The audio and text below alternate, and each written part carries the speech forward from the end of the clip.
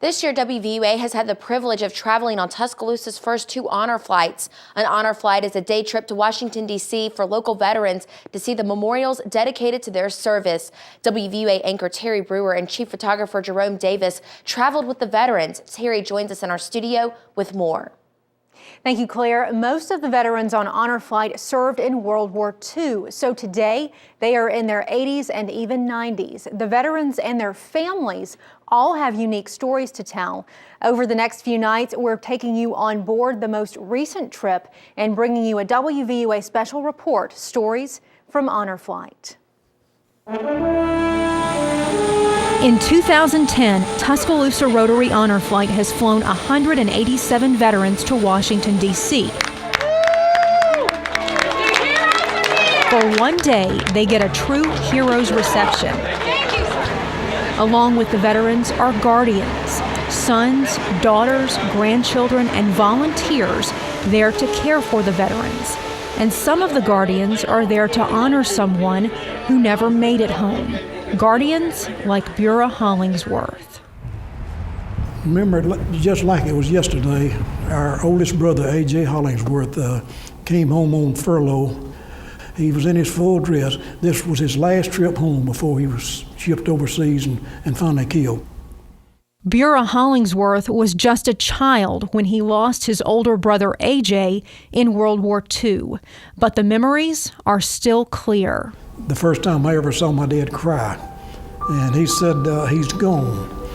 But each time that the telegram was read, said something to the effect that we regret to inform you that PFC A.J. Hollingsworth, ASN 34946301, was killed in action while fighting for his country in Philipsburg, France on January the 4th, 1945.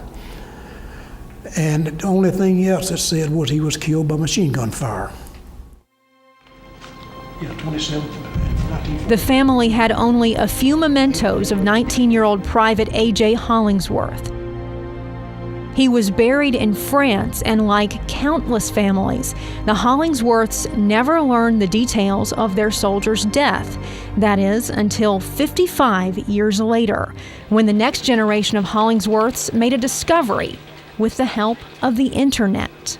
They got several hits immediately and learned of a book that was published 2 years after the war in 1947 called Snow Ridges and Pillboxes.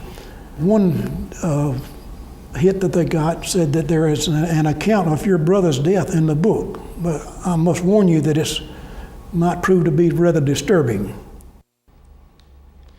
Tucked away in the pages of an out-of-print book was A.J. Hollingsworth's name and black and white details of his death.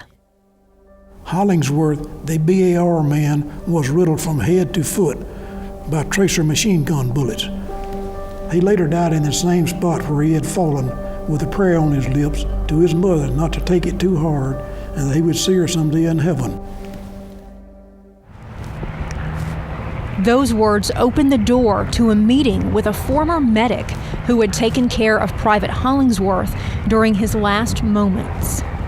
And he said that I drug him over behind some trees and a safer place, and I cradled him in my arms, and he was still breathing, though he was unconscious, but said I held him in my arms until he died. Said he did not die alone, and he did not suffer. The memories of his brother and the answers finally found hidden in a book are with Bura Hollingsworth when he first sees the memorial dedicated to his brother's service and to all the soldiers who gave their lives in World War II. Oh, they would be so proud. It's done magnificently. It's beautiful. They would truly be honored. And I feel like I'm sort of honoring them by being here today too, you know. So. It should make every American want to pause and give thanks to Almighty God for the greatest heritage man can possess. That's the privilege of living under the American flag. Right over there. Right over there.